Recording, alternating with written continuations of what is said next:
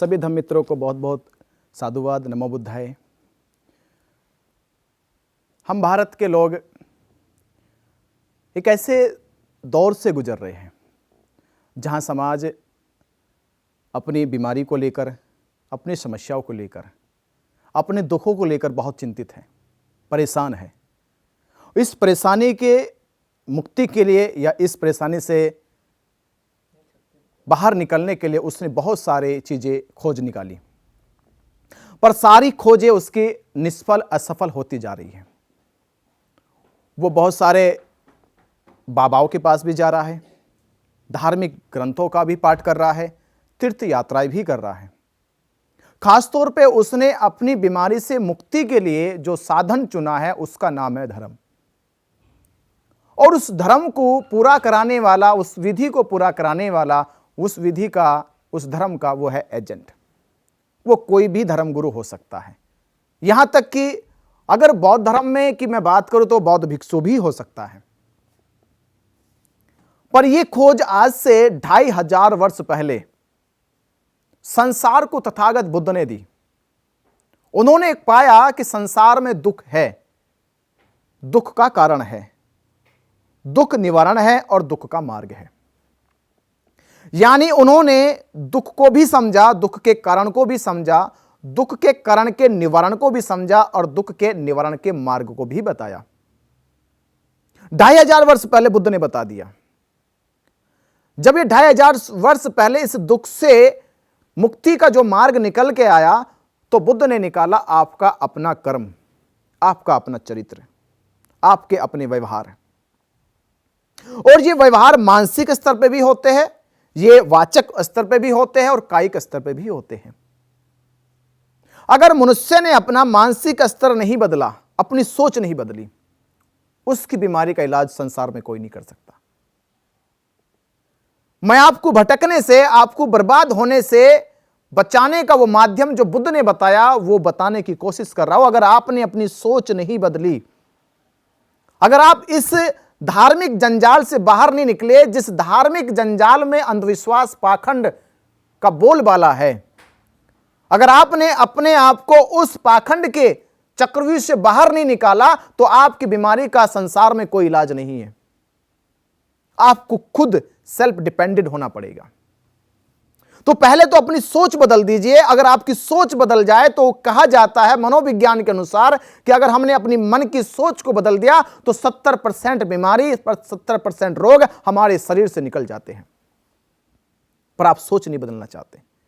आप जातिवादी होना चाहते हो, आप हिंदू मुस्लिम होना चाहते हो, आप जैन बौद्ध होना चाहते हो, आप ईसाई फारसी होना चाहते हो, आप सिख होना चाहते हो, पर आप एक इंसान होना नहीं चाहते।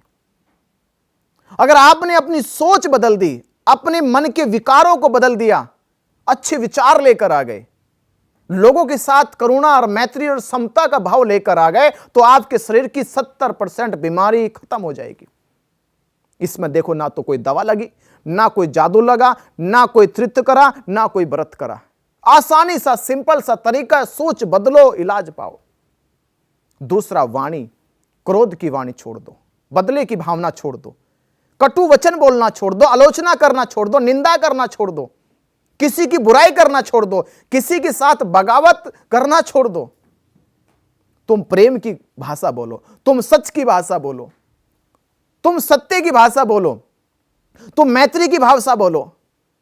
जब तुम्हारी भाषा में मैत्री आएगी, मधुरता आ जाएगी, तुम्हारे और बाकी की बीमारी ठीक हो जाएगी। तुम्हें किसी बाबा के पास जाने की जरूरत नहीं है। तुम बाबा के पास ही इसलिए जाते हो कि तुम्हारी वाणी पे कंट्रोल नहीं है। तुम्हारी वाणी तुम्हें दुख दे रही है, तुम्हें परेशानी दे रही है। तुम्हारे बोलने से तुम्हारे पारिवारिक संबंध बिगड़ रहे हैं। तुम बोलने में तो कोई कमी नहीं करते और कह रहे कि हमारे घर में कलह होते हैं। तुम अपने बोलने में मधुरता लेकर आओ, पारिवारिक संबंध बरकरार हो जाएंगे, पारिवारिक संबंधों का कलह खत्म हो जाएगा अगर तुमने एक दूसरे से प्रेम से बोलना शुरू कर दिया। कोई बाबा तुम्हारे पारिवारिक संबंध नहीं सुधार सकता जब तक तुम अपनी वाणी को नहीं सुधारोगे। फिर संसार में कोई नहीं सुधारने वाला। ये बुद्ध का वो इलाज जिसमें ना दवा है, ना जादू है, ना चमत्कार है, केवल आपका अपना सुधार है। मैं वो बताना चाहता हूं। मैं दावा नहीं कर रहा कि मैं तुम्हारे घर के कलह ठीक करूंगा। मैं तुम्हारे बिगड़े रिश्तों को सही कर दूंगा, ये आप अपने आप ही करोगे। मैं वो बस माध्यम बता रहा हूं। वाणी अगर आपकी सुधर गए तो आपके अपनों के साथ रिश्ते सुधर जाएंगे, अपने पड़ोसियों के साथ सुधर जाएंगे, अपने समाज के साथ सुधर जाएंगे, अपने देश के साथ सुधर जाएंगे और देश के दुनिया के साथ सुधर जाएंगे अगर हमारी वाणी सुधर जाए। हमें किसी बाबा के दरबार में जाने की आवश्यकता नहीं है फिर। और दूसरी काया की, काया को निरोगी बना दो तुम। अगर तुम्हारी काया में रोग नहीं होगा, ये निरोगी काया रहेगी। रोग कहां से आता है? गलत खान-पीन से आता है, गलत संगत से आता है, गलत व्यवहार करने से आता है। अगर तुम्हारा अपनी काया पे कंट्रोल नहीं है, खान-पीन पे कंट्रोल नहीं है, रहन सहन पे कंट्रोल नहीं है, संगत करने पे कंट्रोल नहीं है, एक दूसरे के साथ व्यवहार करने पे कंट्रोल नहीं है, तो तुम्हारी काया से भी बहुत सारे रोग तुम्हारे जीवन में पैदा हो जाते हैं, जिन रोगों के इलाज के लिए तुम दर बदर भटकते रहते हो। अपनी काया का संतुलन बना लो। बुद्ध का यह 2500 वर्ष पहले खोजा गया सिद्धांत कि अगर मनुष्य ने अपने मानसिक, अपने वाचिक, अपने कायिक दोषों को निवारण कर दिया, इसको सही कर दिया, इसका नियंत्रण बना लिया इसने, इसे कहीं और इलाज कराने की आवश्यकता नहीं है। पर तुम्हारा अपने मन पे कंट्रोल नहीं है, तुम्हारा अपनी वाणी पे कंट्रोल नहीं है, तुम्हारा अपने काया पे कंट्रोल नहीं है, जिस कारण तुम बार बार किसी मजार पे जाते हो, किसी के मंदिर पे जाते हो, तो किसी के दरबार में जाते हो और वहां तुम्हें रिमोट की तरह एक पुतले की भांति बार बार नचाया जाता है। कभी तुम दाएं से जाते हो, कभी तुम बाएं से जाते हो, पर तुम्हारा इलाज, तुम्हारा समाधान कभी नहीं होता। क्या राम पैदा आज हुए, क्या कृष्ण पैदा आज हुए, क्या ब्रह्मा विष्णु आज पैदा हुए? सदियों से है। यीशु मसीह को 2000 साल हो गए, अल्लाह को 1500 साल हो गए, पर क्या दुनिया की बीमारी बदली? क्या दुनिया सुधरी आज भी? क्योंकि दुनिया अपनी समस्या का खुद करता है, कोई दूसरा इसका करता नहीं है। ना तो संसार के मुसलमान सुधरे, ना संसार के ईसाई सुधरे, ना भारत के हिंदू सुधरे, ना और संप्रदाय जो बिगड़े हैं वो सुधरे, क्योंकि जब तक इनका मन, जब तक इनकी वाणी, जब तक इनकी काया नहीं सुधरेगी, इनको सुधारने वाला कोई नहीं संसार में। चाहे कितने दरबार लगा लो, ये दुख अपने अपने भीतर से आ रहे, आपके ये बाहर से दुख नहीं आ रहे। अरे बुद्ध महावीर के पास, महावीर तो ऐसी हस्ती जिनके पास वस्त्र भी नहीं थे, तन ढकने को वस्त्र नहीं थे, अपना घर नहीं था, अपना मकान नहीं था, रिश्ते नाते नहीं थे, फिर भी वो खुश रहते थे, शांत रहते थे, आनंद में रहते थे। और तुम्हारे पास जमीन जायदाद, रिश्तेदारी, नाते सब कुछ है, फिर भी तुम दुखी हो, परेशान हो, क्योंकि तुम्हारा नियंत्रण अपने मन पे नहीं है, तुम्हारे अपनी वाणी पे नहीं है, तुम्हारा अपना काया पे नहीं है। यह है दुख का कारण। और तुम झूठ मूठ के कहते हो कि बाबा हमारा भविष्य बता दो, बाबा हमारा अतीत बता दो, बाबा हमारा वर्तमान बता दो। अरे भविष्य और आपका भूत यह आपके वर्तमान के बिगड़ने से बिगड़ा है। आपका वर्तमान सही हो जाए, और वर्तमान तभी सही होगा जब आप अपने आप को बदलने की कोशिश करोगे, अपने आप को वर्तमान में जियोगे। तुम वर्तमान में जीना नहीं चाहते, भविष्य की चाह रखते हो, भविष्य की आकांक्षा रखते हो। आकांक्षाएं पाल पाल के इतने बड़े आकांक्षी हो गए हो कि तुम्हारे जीवन में दुख के अलावा और कुछ नहीं बचा। यह मैं तुम्हें गंभीर बात बताई, ये लिख के रख लेना। अगर आपने मन पे, अपनी वाणी पर, अपनी काया पर नियंत्रण कर लिया, तो बुद्ध का 2500 साल पहला जो रिसर्च थी, जो शोध था, वो शोध तुम्हें आज पता चलेगा कि 2500 साल पहले बुद्ध ने क्या खोजा। तुम ये करके देखो, तुम्हें दवा खाने की आवश्यकता नहीं पड़ेगी, तुम बाबा के जादू टोना के इलाज के चक्कर में नहीं पड़ना पड़ेगा, तुम्हारा इलाज हो जाएगा। तो मेरे प्रिय धम्म मित्रों, मेरे देशवासियों, मेरी आपसे अपील है, इस देश को बचा लो, इस समाज को बचा लो, इसे उस नरक और पाखंड की खाई में जाने से बचा लो। ये देश हमारा जाने कितनी बार इस पाखंड के कारण गुलाम बन चुका है। सोचो जरा तुम ही, जब हमारे देश में सभी देवता, सभी भगवान, सभी इष्ट है, हमारे देश को क्यों मुगलों ने गुलाम बना लिया? क्यों हमारे देश को अंग्रेजों ने गुलाम बना लिया? जब बड़े बड़े यहां पर जो सूर्य को निगल जाए हनुमान जैसे भगवान थे, लंका में आग लगा दे राम जैसे भगवान थे, कंस की जैसी विरासत को चकनाचूर कर दे कृष्ण जैसे भगवान थे, ब्रह्मा जिन्होंने दुनिया बनाई, ब्रह्मा विष्णु जो इस पूरी संसार को चलाता है, महेश जो इस सृष्टि का विनाशक है, तुम्हारे पास अद्भुत ऐसे भगवान थे, संख्या 33 करोड़। तुम 33 करोड़ देवी देवता भगवानों के होने के बाद भी तुम क्यों मुगलों के गुलाम बन गए? क्यों तुम अंग्रेजों के गुलाम बने?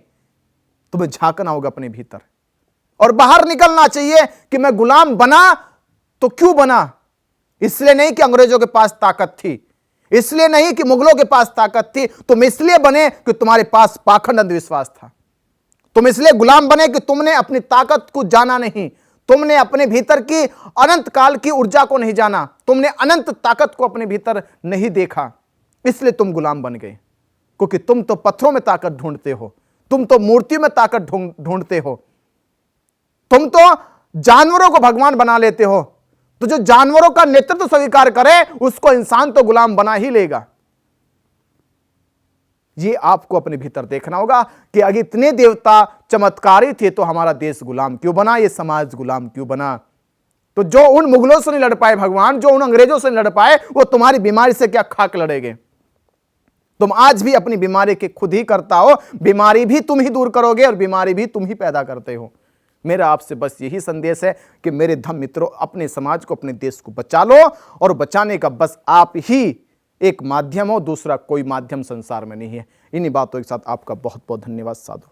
हमारे चैनल बहुजन दस्तक को देखना, लाइक, शेयर, सब्सक्राइब करना मत भूलिएगा और फेसबुक, ट्विटर, इंस्टाग्राम पर फॉलो जरूर करिएगा। जय भीम, जय संविधान, जय भारत, नमो बुद्धाय। धन्यवाद। चैनल आर्थिक समस्या से गुजर रहा है। अगर आप बहुजन समाज में बाबा साहेब आम्बेडकर और तथागत बुद्ध की विचारधारा को अधिक से अधिक लोगों तक पहुंचाना चाहते हैं तो हमें आर्थिक सहयोग प्रदान करें, ताकि हम अपने चैनल के माध्यम से देश विदेश में समता, बंधुता, एकता और संवैधानिक अधिकारों को ज्यादा से ज्यादा लोगों तक पहुंचा सकें। आप अपनी सहायता राशि नीचे लिखे खाते में जमा करा सकते हैं। खाता धारक गौतम रत्न, खाता संख्या 316957686551, IFSC कोड SBIN 0060336, बैंक भारतीय स्टेट बैंक। आप हमारे बैंक खाते का विवरण स्क्रीन पर भी देख सकते हैं। रोको मत, हमें टोको मत, हमें आगे बढ़ते जाना है। जय भीम का नारा लगाना है, जय भीम का नारा लगाना है। जय भीम, जय भीम। मैं गौतम रत्ना आपका बहुजन फिल्म प्रोडक्शन में स्वागत करता हूं और आप हमारे प्रोडक्शन हाउस के अंदर अपना कैरियर बना सकते हैं as a film director, as a producer and actor and actress and editor and cinematographer also. अगर आपको फिल्म से रिलेटेड कुछ भी प्रोजेक्ट आपको बनवाना है तो हमारे पास में पूरा सेटअप है, जिसमें फिल्म कैमरा है, शूटिंग लाइट्स है और एडिटिंग है। सारा A to Z एक ही जगह पर आपको हमारे यहाँ पर मिल जाएगा। तो दोस्तों, आप हमें कांटेक्ट कर सकते हैं हमारे नंबर्स पर 9810085714 और 8510005714। हमारे वेबसाइट पे विजिट कर सकते हैं www.filmserviceindia.com और हमें मेल भी कर सकते हैं gautamfilmsproduction@gmail.com पर। धन्यवाद।